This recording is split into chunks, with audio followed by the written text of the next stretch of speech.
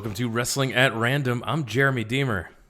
And I am Adam Summers. And we've said this a few times before here on the free feed of the podcast. The randomizer goes off the board sometimes and proves just how legitimately random it is. This is another one of those instances. We'll get into it. You'll describe it, Jeremy, but man, this was a show.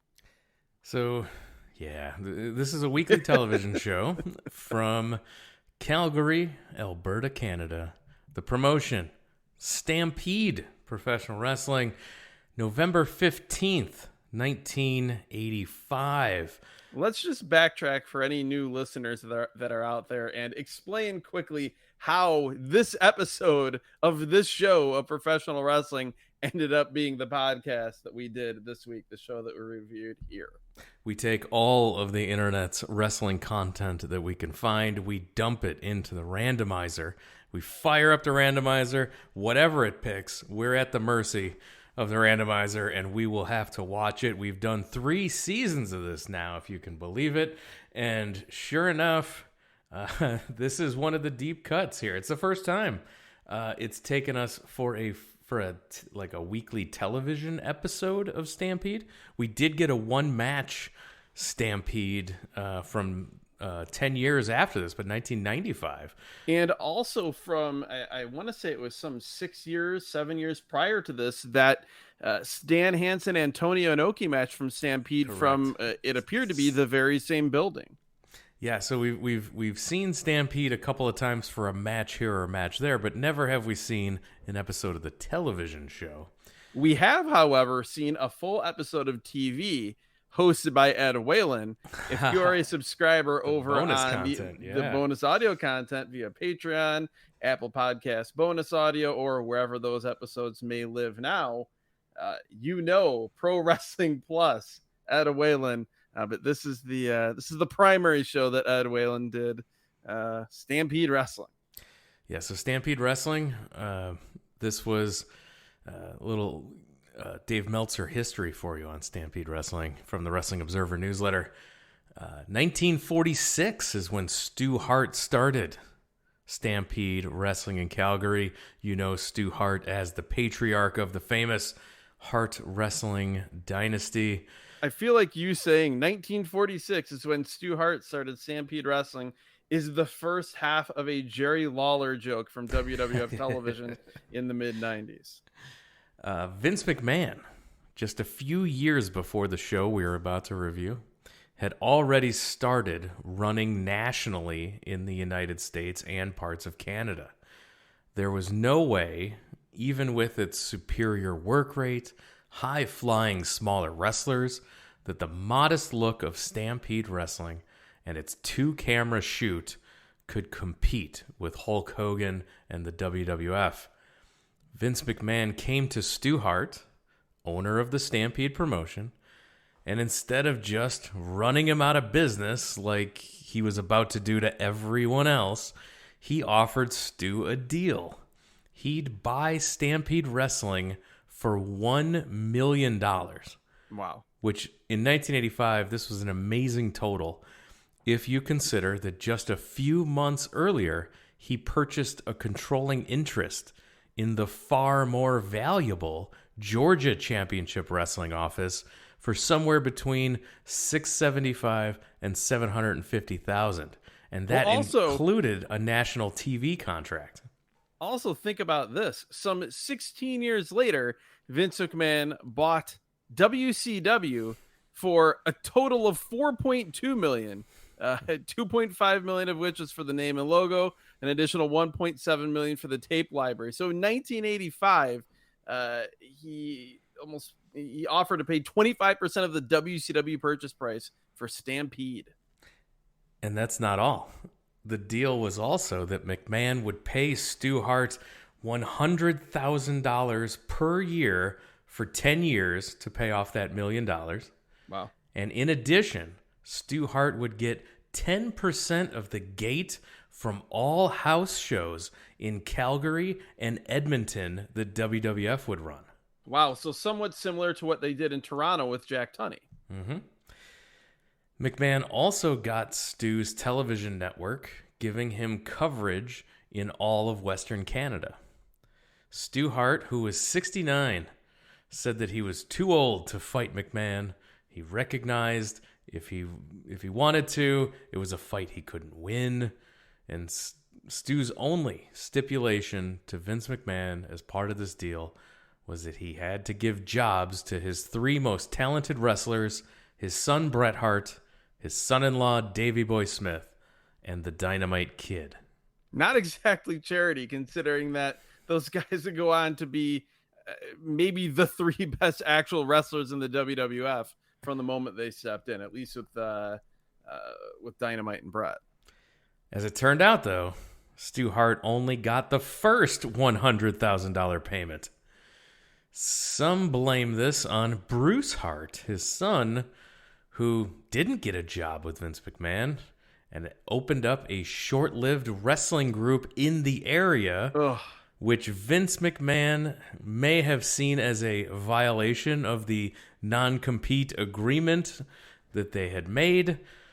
Bruce, who was booking Stampede at the time of the sale, had no idea the sale was being negotiated, didn't learn of anything until hearing it as the lead sports story on a Friday night as he was heading to the pavilion for a show.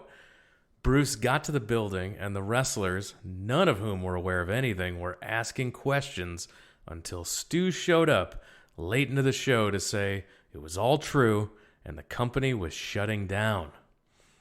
1 year later, McMahon told Stu that he wasn't going to pay him the promised $100,000 per year and told Stu he could reopen Stampede Wrestling if he liked. Jeez. Of course, McMahon by this point had all of Stu's top stars and, more importantly, the familiar TV time slot for fans in the area, and was now the established Major League Wrestling promotion. Stu had to restart from scratch, clearly as a minor league operation, catering just to the diehards and servicing the small towns in the middle of nowhere that WWF wouldn't go near.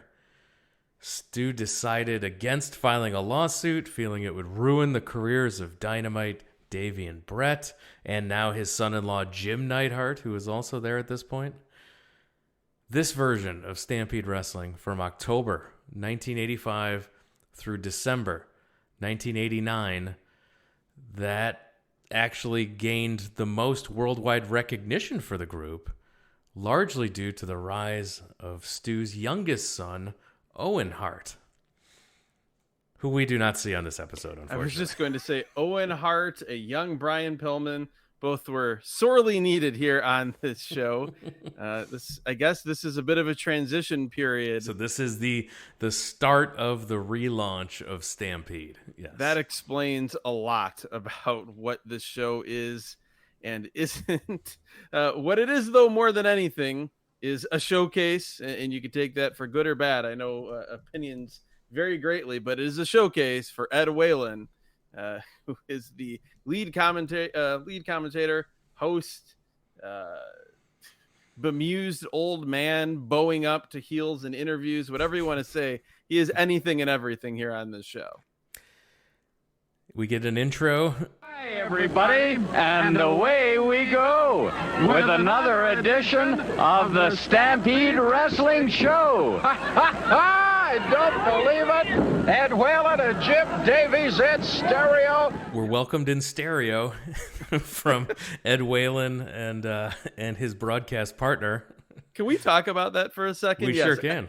Ed Whalen and Jim Davies welcome us in stereo, but when I'm watching this for the first time, I'm thinking, oh my God, either this is a terrible, like 8th generation videotape quality of this that was uploaded on YouTube that we then watched, or that they just had major production issues because it just sounds like terrible audio. And then after they say, direct quote, "Hi everyone, and away we go with another edition of the Stampede Wrestling Show," they then reveal that it was both of them saying it at the same time in stereo. My God, this is so wacky. We then hear that there's 100 kids in attendance. Remember this later. Yes, 100 children in attendance, and they were paid for by Dan Crawford. And so I have so many questions because as a longtime wrestling fan, I know Dan Crawford as the tag team partner of Doug Furnace. He was also known as Phil LaFon when he wrestled in the WWF. And I'm excited. We're going to get to see Dan Crawford here on the show. Yes, the same Dan Crawford, I believe, that Stan Hansen knocked off the apron into the guardrail in one of our tag team matches we reviewed. Multiple times. And also that great running tackle from behind. Yes. When he was attempting the tag, a great that GIF if you go way back in our feed. On social media, one of our All Japan reviews. Yes, one of our All Japan reviews. So I'm excited. Dan Crawford here. We got stars. We'll get there. Yes, big stars. And in addition to Dan Crawford, a couple much bigger stars, two guys you mentioned just a few minutes ago. We are told that Davey Boy Smith and Dynamite Kid, the British Bulldogs, will be coming back later, making their proud return to Stampede Wrestling. We joined the opening match 5 minutes in progress. This is a theme on this show. Every match is joined at least 5 minutes in progress. One is joined 15 minutes in. And as the matches are joined in progress, Ed Whalen does us a solid and tells us how long the match has been going on for. This is Mike Hammer versus Rick Patterson. And Rick Patterson looks like a Rick Patterson. Mike Hammer does not look like a Mike Hammer. Did it take you a while to learn who was who? It took me a little bit. I was confused coming out of the gate here. It did. I was also distracted in that we don't get a lot of episodes of TV with Ed Whalen, and he's so weird and over the top that it's hard to focus on the action. And my notes, we always, for longtime listeners, a lot of my notes are about the commentary or the production or a trip down to Fashion Corner. Also, taking notes on what's actually happening in the ring. It is tilted far in the direction of the commentary here. Full disclosure, including as the match starts, we hear Ed Whalen say, Mike Hammer bends the beams at 215, direct quotes. So that's him saying that Mike Hammer weighs 215 pounds. And then he follows that up by saying another direct quote, yes, indeed he do. We have Dynamite and Davey back in the territory, unquote. If you want to hear more about Ed Whalen and some good Ed Whalen clips and a funny story about him and Abdullah the Butcher, the Pro Wrestling Plus review we did in the bonus content. One of my favorite shows that we've done. Absolutely. On any season or on the bonus content, just for the sheer absurdity of Ed Whalen doing a low budget port of Pro Wrestling This Week. Yeah. If you like the Pro Wrestling This Week episode we did, you will love the bonus content for Pro Wrestling Plus, hosted by the beloved Ed Whalen. I also enjoy finding out that the name of the referee for this opener is Rod Hader. Is it Jamie's uncle? Highly doubt it. I highly doubt as well. So Patterson in the ring is on offense. Hammer fights back, hits a back elbow. We get a 2 count, and then Patterson just grazes him with a drop kick. A terrible drop kick. And right at this moment, Ed Whalen is talking about how athletic this encounter is. And then I was worried that Ed was going to sell this like a drop kick was great, and he was immediate to say, nope, just grazed him. No big deal. Hammer tries a bulldog. He gets thrown off by Patterson. Kind of. And then that's the finish. That's the match. Patterson covers him, gets the pin. It was also confusing because it didn't look like he got thrown off. It looked like Hammer landed the bulldog, somehow injured himself, and Patterson was able to get the pin. Not a terribly well executed match. All my notes, for the most part, are about the commentary, including we learned that Tom McGee of Tom McGee versus Bret Hart fame was off in Portugal at a World's Strongest Man competition, so he was not on the program today. Ed Whalen then says, will Tom come back with the old red eyeballs again? Which would have begged a lot of questions, but I had a lot of questions. But Ed then did jump in right away, realizing all the implications of the statement, and says that the last time that happened, it was because Tom McGee lifted 1,700 pounds at once. Yeah, so he like popped all his blood vessels in his eyes from lifting so much heavy weights. Yeah, so we also learn Jim Davies tells us that the ring announcer / timekeeper has been doing this for 38 years. Ed Whalen chuckles and says that makes him an infant. And then this is also where we learn that Dan Crawford let 100 kids in for free thanks to a human being named JR Foley. Oh, we're going to see a lot of JR Foley. And remember that there's 100 children in the building for later on. This also does answer some questions if you go back to the Pro Wrestling Plus episode we did in the bonus content where we couldn't figure out who this manager was with a literal almost tinfoil hat, a steel helmet hat on. We learned all about him today. we found out all about him and his charges today here on the show. But as this match ends, it just immediately cuts to Ed Whalen in the ring, like instantaneously with the Great Gamma along with JR Foley. Yeah, apparently Great Gamma's suspended.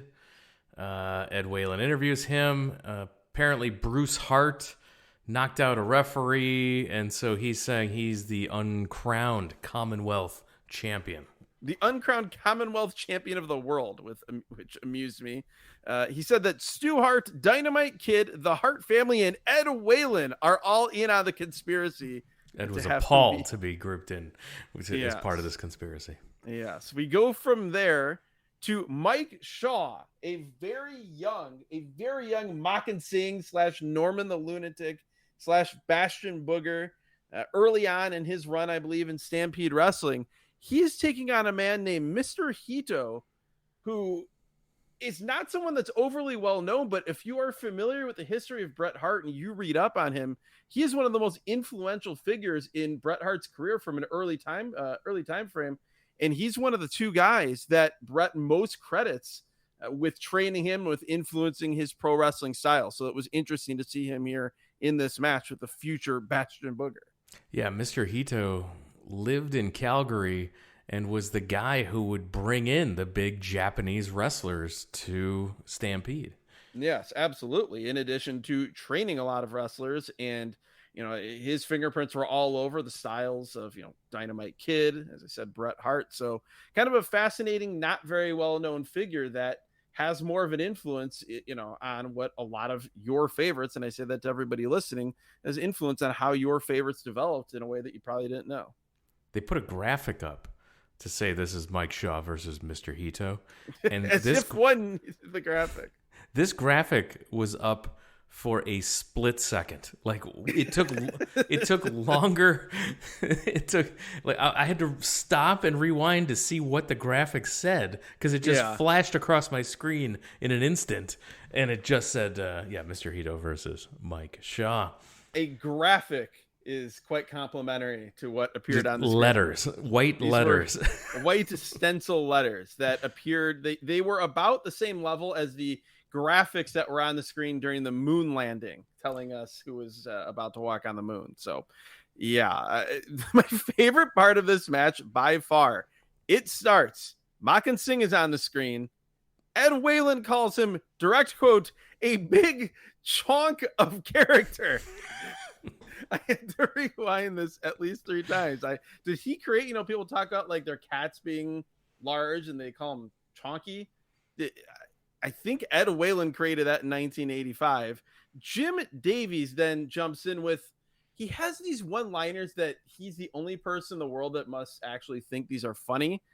He has them for everybody. And here he says in a total deadpan that, before this match, Mike Shaw was last seen swatting airplanes off the Empire State Building. Yeah, a lot of like bad dad joke vibes coming from Davies here. Oh, yeah. Yeah, Shaw just beats down on Hito with headbutts and punches. We get a loud Hito chant from the crowd. Yeah, they love him. And it's interesting. It's another difference from, between Stampede and other promotions. Like, you've got a Japanese wrestler and they aren't being pushed as the, stereotypical heel that you would see so often during this time period. And, it almost makes the presentation of Antonio Inoki in Stampede from that match with Stan Hansen some 6 or 7 years earlier also makes sense. Not that Inoki was presented, differently elsewhere, but just the fact that he was so beloved in Stampede that, they did not do the normal stereotypical heel for a Japanese wrestler. Hito fights back with chops, but Shaw cuts him off with a bear hug. Rams Hito into the corner, then he's tossed outside the ring where JR Foley, the manager for Mr. Hito, the manager for Mike Shaw, slams Hito into the apron face first. Back inside, we're told 10 minutes are gone already. Yes. Thank goodness this was joined in progress. This is a few minutes after Ed Whalen said, "We are joining this match somewhere between the 5 and 10 minute mark." We're told Shaw is one mean dude. We also hear Jim Davies say that people most often meet Mike Shaw in their nightmares. He also calls him Stampede's answer to the refrigerator. He's got some hold on, and Hito rakes the eyes to escape. We get a slam, a leg drop by Shaw. He misses a second leg drop, and we're told Ed Whalen says he's going to have to go to a movie where it's standing room only. Yes, and he drags out the standing. I didn't quite get it. I'm sure it made sense in Ed Whalen's head. I assume it's because he hurt his ass on the leg drop, so now he can only stand to watch a movie. I guess. I'm trying. We do get a great spot from Mr. Hito where he hits a headbutt and then he grabs a headlock and then runs to the corner, runs up the ropes and springs back with a side headlock takeover, which elicits a whammo from Ed Whalen. He tries it again in the adjacent corner, but Shaw grabs him, slams him down off the top by the hair. Big splash by Shaw for the pin. This was a great big splash from Mike Shaw. Bounces off the ropes and just jumps in the air, arms up slightly off to the side. I don't know why, but I love this big splash. We go to a commercial that seems like it's going to be a rundown of upcoming shows. And instead it's just like these quick hit promos. The first one ends. I don't know who it is. Then here comes Ron Starr and Honky Tonk Wayne. Rotten Ron Starr and Honky Tonk Wayne are the tag team champions. And yeah, they cut a promo on their challengers, Leo Burke and Hubert Gallant. They say that they will win this tag team title match coming up in Vancouver. Honky Tonk Wayne for the uninitiated. I loved Honky Tonk Wayne as a guy. It's the future Honky Tonk Man. A couple years prior to him becoming the greatest intercontinental champion of all time, he is Honky Tonk Wayne, as in Wayne Ferris. He is the Honky Tonk Man, but dialed back it's the Honky Tonk Man, but not like an Elvis impersonator. It's more just like a rockabilly cat. It's basically if you were a wrestler during that period of your life. No, right. This was exactly every create a wrestler I did in video games. Yeah, it looked like Honky Tonk Wayne for sure. Honky Tonk Jeremy, Honky Tonk Wayne. Yes, it's all there. The best I can say about the Leo Burke and Hubert Gallant promo is that it's very Canadian. They are very polite. They are very understated. And these two men, particularly Hubert Gallant, but both of them, look like they should be smoking cigarettes outside of a gas station in 1956. Now we go to my favorite thing on these shows. Oh, yes. 80s commercials. Yes, I was so happy. I was so happy when this popped up. And, man, this commercial delivers. This commercial, 100 Huntley Street. We've got some questions for you. Why are 40% of marriages ending in divorce? What are the signs of alcoholism? Does God really answer prayer? Oh, this will all be discussed in the new season of 100 Huntley Street. Hey, why are 40% of today's marriages ending in divorce? How do you deal with alcoholism? What are the warning signs of depression? Does God really answer prayer? These are just some of the questions which will be discussed in the new season of 100 Huntley Street. Join host David Means as he welcomes people from different backgrounds who will share their answers to today's questions. It's a brand new season of 100 Huntley Street. Watch for it at this time on this station. Yeah, that was crazy. That I have no idea what that show is, but holy cow. I'm looking forward to some more commercials. Dan Crawford versus the Terminator. Wait a second. Adam, this is not the Dan Crawford I was expecting. This is not. I spent the majority of this match on this very, very lo-fi YouTube upload of a 1985 wrestling television show, trying to figure out any way in which this could be the Dan Crawford that we would know from years later. And it is not. No, it's not. That was the suspicion. It has been confirmed. So the Dan Crawford that we all know and love began wrestling in 1983, retired in 2014. He began his career. Let's see here. Where did he begin his career? In Stampede. So that's the more confusing thing. He was in Stampede around this time as Phil LaFleur. Phil LaFleur. So he wrestled in Stampede only once in 1985, but he was in Stampede in 1983, 1984. Meanwhile, Dan Crawford, he was also known as King Crow. This is the guy that we saw in this match. He began wrestling in 1963. It says that his in-ring career, 59 years of experience, which doesn't seem to make much sense. That can't possibly be true because it's 1969 through 1986. So that's false. But yeah, he retired not that long after this. Let's see. He actually had time in the WWF. He did a one match in the WWF at the Saddle Dome in Calgary, Alberta, Canada. Do you want to know who he wrestled? What year was it? 1986, July 4th, 1986. Did he wrestle the Macho Man Randy Savage? I wish I could say yes. Rather, this was apparently a Stampede Wrestling offer match. This is a combined WWF Stampede show. Wow.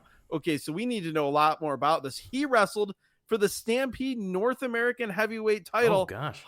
Honky Tonk Wayne. Honky Tonk Wayne. Maybe this is what introduced Honky Tonk Wayne. Okay, so we are going on a side trip here, a side quest. This is a WWF Stampede Wrestling combined show that happened on July 4th, 1986 in front of 15,000 fans at the Saddle Dome. We had Keith Hart defeating the Great Gamma in the opener. Oh, okay. The Masters of Disaster, Duke Myers and Carrie Brown, who the latter of which we'll see later, defeating Ben Basarab and Owen Hart. Wow. We then had Honky Tonk Wayne defeating Dan Crawford by DQ in the Stampede North American Heavyweight title match. Billy Jack Haynes defeating Rene Goulet. Hercules Hernandez defeating Lanny Poffo. Oh, we're into the bad WWF portion of the show now. Pedro Morales defeating Tiger Chung Lee.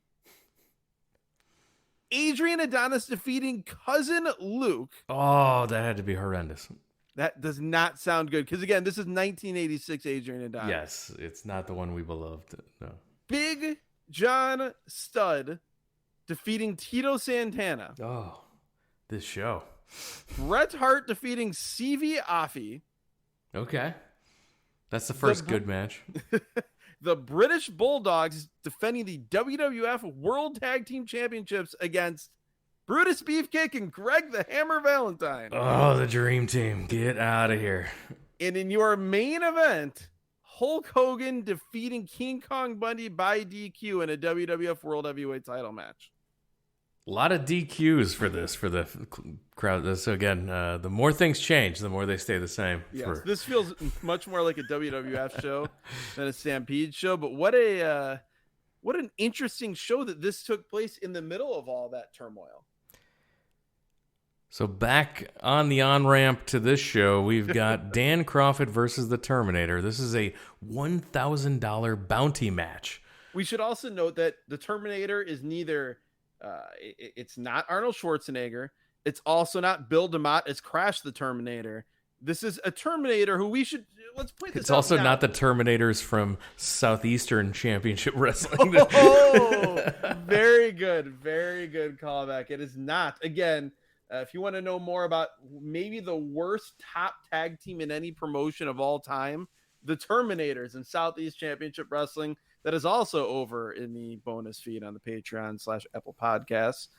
This Terminator is billed as being from East Berlin, Germany. So keep that in mind as we go along to the promo later on. JR Foley will give Terminator $1,000 to get rid of Crawford. Apparently, the story is that Crawford left JR Foley's army, and last week. So Terminator, obviously, he's coming out to collect this bounty, so he's got to get rid of Dan Crawford. So he comes out and starts working the arm as Terminators do with an arm bar. Maybe the $1,000 is cumulative by body parts. Maybe he's ensuring that he gets at least $200 for one arm, and then going from there. This was on the scale of play-by-play announcers that fill us in on the past. And we've talked about before how great of a job Tony Schiavone's done with that on some of the shows we've talked about. Other guys as well. I wouldn't put Ed Whalen in that same category as he says, you know the story of Crawford. No. And then they don't really tell us the story other than that he turned doing something last week. Ed Whalen is very pleased by this, though. He says it reinforced his sincere belief that mankind isn't half bad. We get loud "Go Dan Go" chants from the crowd, from the 100 children in the audience, and the rest of the crowd chanting "Go Dan Go." He still can't get out of the armbar. Yes, that chant was very ineffective. He was in this armbar forever, and I guess the story is that somehow this Dan Crawford had access to JR Foley's money, and he used JR Foley's money to get the 100 kids into the arena here. We should mention, just quick fashion corner on the ring itself. This is one of the best looking rings I've ever seen. The Stampede ring is awesome. You've got these red stars on the mat in the corner, in each corner, I should say. You've got the Stampede logo in the middle with a white circle around it, almost like a vintage hockey jersey. Sky blue mat. I enjoy the aesthetic of this ring. JR Foley goes over and grabs the house mic and starts chanting "Go Terminator Go." That made me chuckle. Yes. Then we just cut to after the match. We didn't see a finish. We only saw the armbar. What the hell was that? It's not only did we not see the finish, we joined this match in progress. We never saw a bump. We saw one move. We saw that match. That was it. Terminator put an armbar on this Dan Crawford. He had it on forever. And then it just cuts to Ed Whalen in the ring with Crawford. Interviewing Crawford. Apparently, we get a radio-like recap that during the portion of the match, which is the entire match other than the armbar, that we didn't see, JR Foley conked this Dan Crawford on the head with the helmet. In the noggin with the helmet. In the noggin. The best part about this is that Dan Crawford is aware that his match did not air and complained several times in this promo. Would have been great if we could have shown that. It'd be great if my match would have been on TV. Then he starts talking about Toots Jorgensen. I have no idea what is going on here. So we then smash cut to Shaw and Foley and the Terminator with Ed Whalen. Yes, we should also mention that JR Foley does some vaguely European accent. He has this. So he is British. He's a British pro wrestler turned manager. So yeah, he is British. He's wearing this steel hat. He has what can only be defined as a Hitler mustache. I don't think there's any other way you can say that. That's exactly what it is. Yeah, it's clearly what he was going for. And he's holding some papers. He says it's Dan Crawford's medical records. He's given them to Mike Shaw, and he will target all of these. And then he'll get the bounty money next week. The Terminator grabs the mic and in the most generic Midwestern American / Canadian accent says he won fair and square. Berlin zone. East Berlin zone. Terminator just talks like a normal American dude. We go to commercial where we hear about Klein's Hair Care Clinic. Klein's Hair Care Center. R-E at the end of that word because it's Canada. If you're a man and your hair is thinning, there is a center just for you. This is utterly amazing. The visual, the aesthetic is if Tron was about a barber shop. Yeah, you see a bald guy all of a sudden start growing hair into like this flowing 70s mane here in 1985. It was pretty epic. Before that, it's the black background, like the blue wireframe. This is straight up Tron. It also feels vaguely Scientology-ish with the quiet. I don't know. It unnerved me. It ends with them saying, "Why not come into Klein's? Someone you know will be glad you did." The Carter Company is the next commercial. It's the first name in transportation in Vancouver. And then we get Well, let's talk about that commercial for a second because it's strange also. The guy who apparently runs Carter Honda, the Carter Company, they're in like this blank white void of a room. He's at the front. I guess all the employees of the Carter Company are behind him. Yeah, they're right behind him. He's holding a microphone as you do in a commercial, I guess. And then he like tugs on the microphone and it makes everyone fall down. He tripped all of his employees with this mic cable. Yeah. This was supposed to convince me to buy a car from this man. L'Escapade wine commercial. The L'Escapade wine commercial answers the question, what if Mary Poppins was a French guy and liked to drink wine? And then we get old guys in this commercial telling each other that they won't retire. And then one of the old guys just pulls off and he pulls into the big tire store where he got new tires on his car. He retired. Re-tire. I am convinced that Jim Davies wrote the punchline for this commercial. Yeah, so 80s commercials, one of our favorite things on the show. This is so great. More uncut master tapes I guess not master tapes, but more uncut TV broadcasts of shows from the 80s that have the commercials left in, because by far the highlight of the show so far was this commercial break. After commercial, Hubert Gallant and Leo Burke are taking on the team of Butch Moffat and the Cuban Assassin. A natural duo, if there ever was one. Wayne Hart is the referee, answering the question, what does a Hart brother who can't wrestle but is a referee look like? They look like a smaller version of Bret Hart. We're 10 minutes in, joining this match in progress again. Thank goodness. Fashion Corner. Yeah. And by Fashion Corner, I'm still trying to figure out, is handsome Hubert Gallant wearing clothes? It's a bad color choice for the cameras of the time, for sure. Yes. First off, handsome is an interesting choice for his nickname. And his gear, he's wearing short tights, knee pads, and boots that are all flesh toned.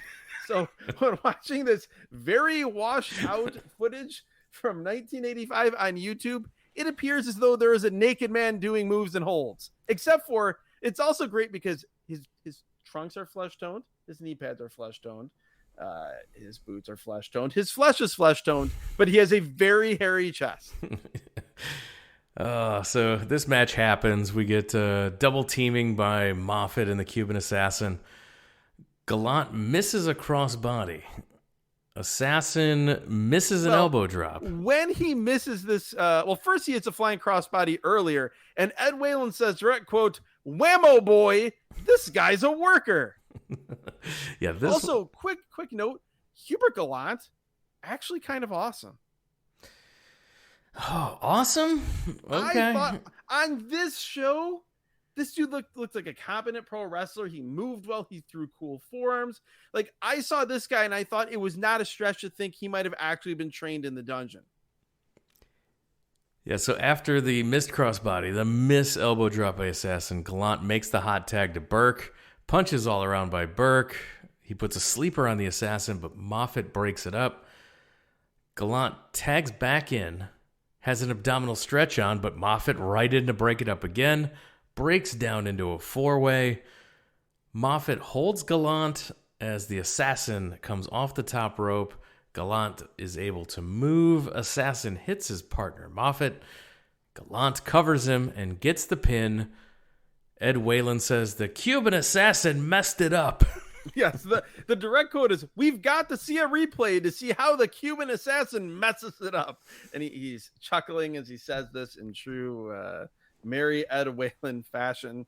We then immediately cut to the ring, this time with Ed Whalen in the ring. And he's interviewing someone who I believe we've seen here on this podcast before. I know we've seen her tag team partner. It's one half of the World Women's Tag Team Champions, Desiree Peterson, or as Ed messes up her name several times and calls her Desiree Peterson. Her tag team partner is Velvet McIntyre, who we don't see, but we saw on this podcast before. Absolutely. And she's interviewed by Ed Whalen. Ed tells her that Rhonda Singh is in the crowd, but we don't see her. She talks some smack, and that's a quick interview hit. It was a delightful little interview. Velvet McIntyre came off so well here. And not Desiree. That's Desiree. Or excuse me, Desiree Peterson. I'm tongue-tied like Ed Whalen is. He at the end of the interview, he says, "I'm tongue-tied. I really am." But yes, this was a nice little promo. Desiree came off very much not like the typical pro wrestler, which was needed here on this show. And then we immediately jump from that to an interview with Davey Boy Smith and the Dynamite Kid. Yeah, the British Bulldogs are here to show who the real tag team champions are. They don't make a mention that they're going to be wrestling for the championship later in this show. It doesn't come up.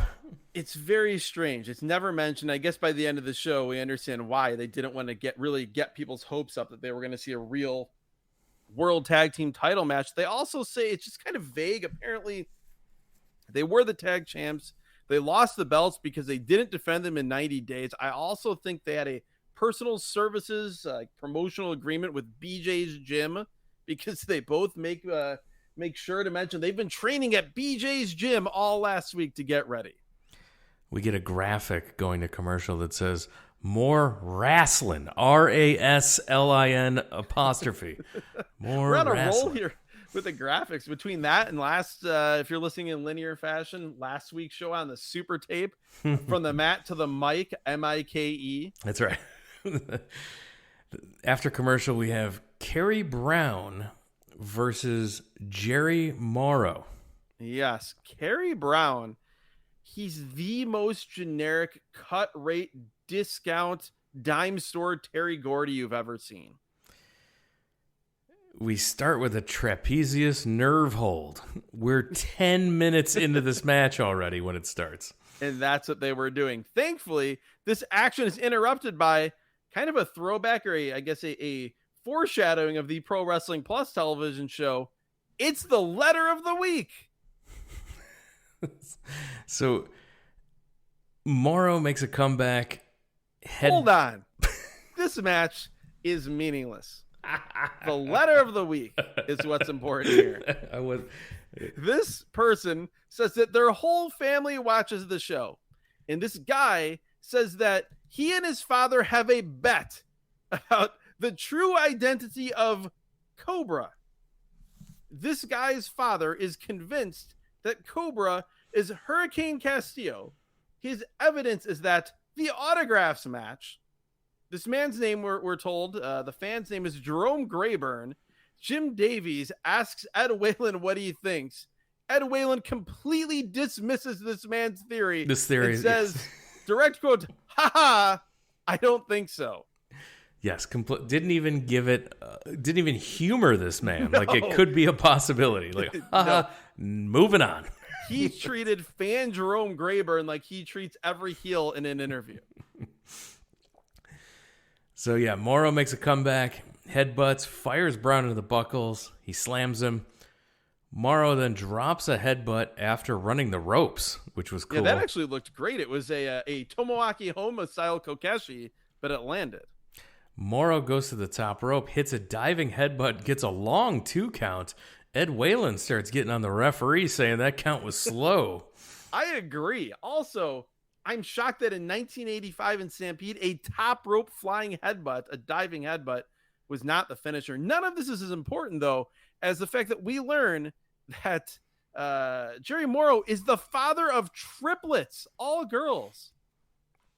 Speaking of children, JR Foley pulls Morrow out to the floor, and this Brown spot is terrible because like they each hit each other, and then Morrow is like leaning, sitting up against the middle rope for about an hour before JR Foley finally remembers that it's his spot to pull this man out to the floor. And at this point, the ref is doing a double 10 count on both men. So keep that in mind. There's a double 10 count, and at about 8, he gets thrown to the floor. Yeah, he gets pulled out by JR Foley to the floor, and Brown wins by countout. So, is this a Stampede rules quirk, or is this just bad pro wrestling? I think I know the answer. Maybe it's both. All I know is that...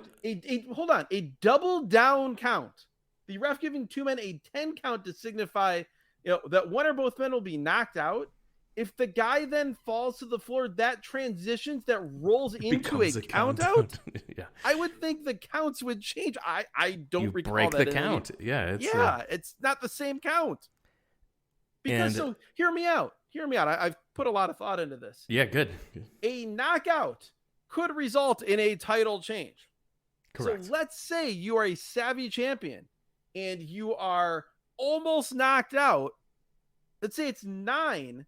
Couldn't you just tumble to the floor, and then as it hits 10, you lose via count out and you don't lose the title?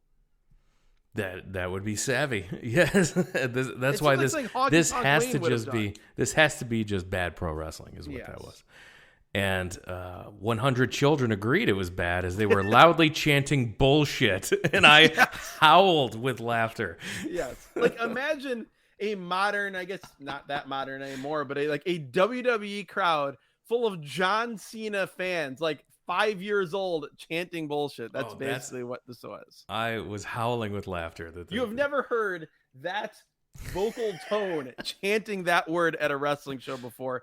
It was amazing. Especially because they kept telling us about the 100 children, and then I'm hearing them all chanting bullshit. I was crying.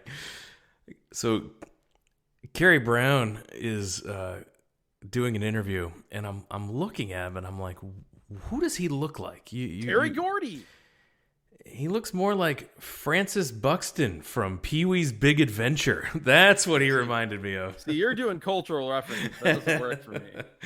Yeah, he looked like Francis from Pee-wee's Big Adventure, for sure. And, Brown calls out Davey Boy Smith. This seems like a bad idea. It does. He has a great line, though. He says, I am Canada's finest athlete, even though I'm American. At this point in the show, I'm like, this is too much JR Foley. He is the heel manager in every match. Every match. And he does an interview after every match. This is too much. He's somewhere between Truth Martini and Grand Wizard on the Wrestling at Random manager scale. Yeah, he's on the Mount Rushmore of horrendous managers. Yeah, he's right up there with Izzy Slapowicz. If you recall that terrible manager from that Southwest show, if I'm not mistaken. That is correct. Southeast, yeah. And now we get the British Bulldogs versus Ron Starr and Honky Tonk Wayne for the Tag Team Championship. We're 15 minutes in when we start the match. Irate. We are 15 minutes in. This starts 15 minutes in. Think about everything else that we saw. How could you have not given me just this one match? You could construct any 15 minutes on this show in any form, sequentially, mash up, whatever you want to do, And there's no way it would have been worth showing instead of the first 15 minutes of this match. I refuse to believe that. We join the action. Honky Tonk Man has an abdominal stretch on the British Bulldog. Davey Boy Smith makes the save. Yeah, Davey hits a quick knee lift, makes the hot tag to Dynamite. He beats up both the champs. It quickly breaks down with all 4 men in. The champs get rammed into each other. Then they bail out to the floor where Burke and Gallant cut them off trying to leave. They end up attacking them at ringside. We get Ed Whalen saying, "We've got a good old-fashioned schmozzle here." It breaks down. The Bulldogs end up beating them down. The Bulldogs get beat down. Carrie Brown comes in. Getting beat down. Yeah, Carrie Brown is in to attack Davey. The Bulldogs are beat down, and the bad guys have the advantage until Bad News Allen shows up in a suit. Thank God. And everybody is ready for Bad News to jump into this bad guy heel beatdown of the Bulldogs. Bad News slowly in the ring, takes his jacket off, comes in, but he attacks Brown and Starr. He destroys the bad guys in a surprise to everyone in the crowd, and they go absolutely nuts. This is the biggest reaction we've seen by far for anything on this show. They go nuts for I'm a going nuts babyface. on my couch watching this. Yeah, a babyface Bad News Brown running wild. This was great. Standing tall in the middle of the ring with the British Bulldogs. We get the announcement that the Honky Tonk Man and Honky Tonk Wayne and Starr keep the belts via disqualification. Honky Tonk Man screams that nobody does that to the Mafia, as Bad News Allen is making the best awesome crazy faces in the ring you've ever seen. Ed Whalen then asks Dynamite Kid about the schmozzle at the end. He says that again, yes. The Bulldogs are going away again, but when they come back, they want a cage match, a cage with a roof, then for the titles. Yes, they basically invented war games here. They didn't say 2 rings, but otherwise they basically invented war games, or I guess at least they saw the last battle of Atlanta. We go to commercial, even though we don't see the commercial. We come back. Ed Whalen says, "We had a strange thing happen." And then he describes how Bad News Allen came out, apologized, said he had a letter from his grandfather. And I'm like, why didn't we see that? How did I not see that? What? And it's not like this was edited off the show. Like, clearly, this was Ed Whalen recapping what they didn't show. Why? The bad guys are back for a promo. Honky Tonk says that they successfully defended their titles. Wayne pretends to hit Starr with a chair to show how tough he is. How about Honky Tonk Man sitting then on a chair with his feet propped up on the middle rope, just lounging? I love that. Just lounging after a successful title defense. Yeah, of sorts. Ed and Jim Davies then recap what we saw. They reference Good News Allen's babyface turn. Yes, and the show goes off the air. Holy cow. Oof, this was not a good episode of pro wrestling television. The frustrating thing is that if they joined some of these matches even later in progress, or just didn't have them on the show, have to have them. If you had like the 17 minutes of the tag title match, the main event, you had the angle afterwards, and then you showed what they didn't show, and the Bad News promo. Yeah, the Bad News promo talking about his grandfather and apologizing to the fans of Stampede for all the terrible things he did. This would have been a really fun television This could have been one of our favorite television shows. Instead, it falls into one of the worst because of the way the show was put together. Yes. It was absolutely the stuff that they chose to show, the stuff that they chose not to show, made absolutely no sense. No, it's mind-boggling, particularly given all the the background that you laid out earlier. Like, you had the British Bulldogs here on this show. You had some star power. This was You just chose not to show because you needed to show Mike Hammer and not DJ Peterson, or you need to, the other Dan Crawford. Like, just why? How many JR Foley promos did I need? Oh, Like, it could have been matches. I believe. Yeah, he was completely ridiculous. Multiple Hubert Gallant promos. Yes.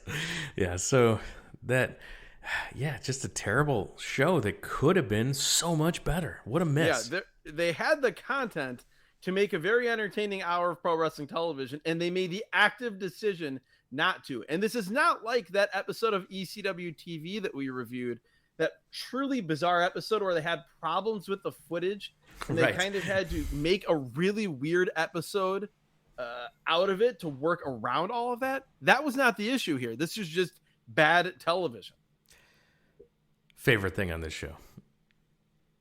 I would say, I mean, outside of just laughing at Ed Whalen. Ed Whalen is stuff, obviously funny, yeah.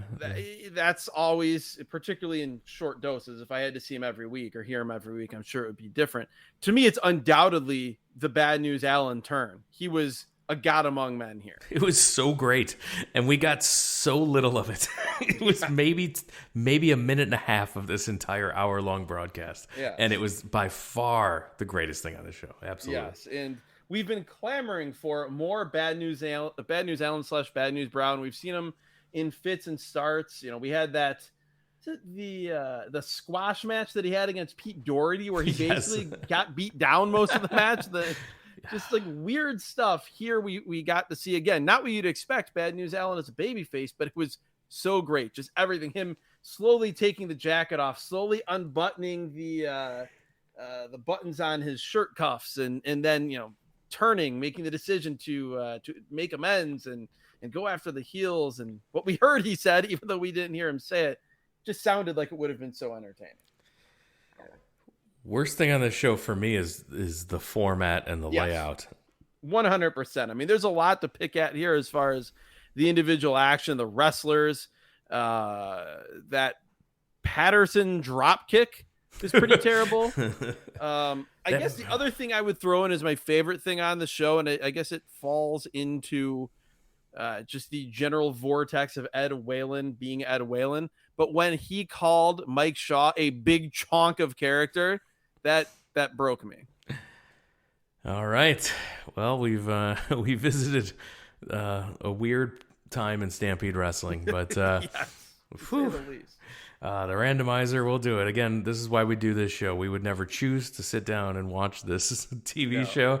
He'll live for 10,000 years and watch wrestling every day, as you and I both do for this podcast and just for life. And there's zero chance that we would have ever come across this episode. No, I'm gonna go down a rabbit hole of 100 Huntley Street episodes to find out what's causing divorce and alcoholism. Yes. And I still feel like maybe I could solve my problems by going to what was the name? To Klein's Hair Care Center. All right, and with that, we're going to wrap it up. We mentioned a lot on this feed about bonus content, bonus episodes. It's because there's a lot of them. There's a lot of free. There's a lot of free content here in the back catalog, and if you've listened to everything here, there's all just hours and hours and hours, 50 some episodes at this point in the back catalog of the Patreon, the paid content, the bonus content available. Patreon.com/wrestling@random, or right in your Apple Podcast feed by clicking the subscribe button. It unlocks not just one episode, it unlocks the entire back catalog of bonus content. It's all there. All you got to do is subscribe. Patreon, we have a bunch of tiers, fun stuff you can do. You can be the randomizer. You can choose a show for us to watch.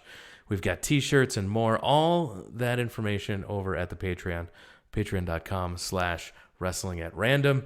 You can interact with the show via social media at WrestleAtRandom for both Twitter and Instagram, Facebook.com/WrestlingAtRandom as well. If you don't use social media, you can always reach us via email, wrestlingatrandom@gmail.com.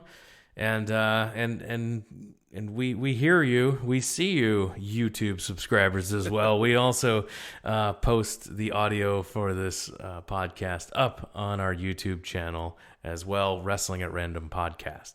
So you can find Find us anywhere podcasts are found. Tell your wrestling fan friends about the show. That's how you can support us. If you can't support us via the Patreon, go ahead and tell your wrestling fans know other wrestling fans. So tell them about it. Tell your friends that used to be wrestling fans about the show. They might want to take a trip down memory lane with us as well. It's very possible. Maybe you have a situation where you have two friends that have the same name but are two completely different people. Maybe they would find this episode entertaining. And with that, we're going to wrap it up. Adam, thanks for joining us. Thank you, Jeremy. And I don't know that you should say we're going to wrap it up as much as you should say that we are going to retire. Although we are not. We don't mean that we're actually going to retire. That was a play on 80s commercials. I want to thank everyone for listening. We'll talk to you again next time.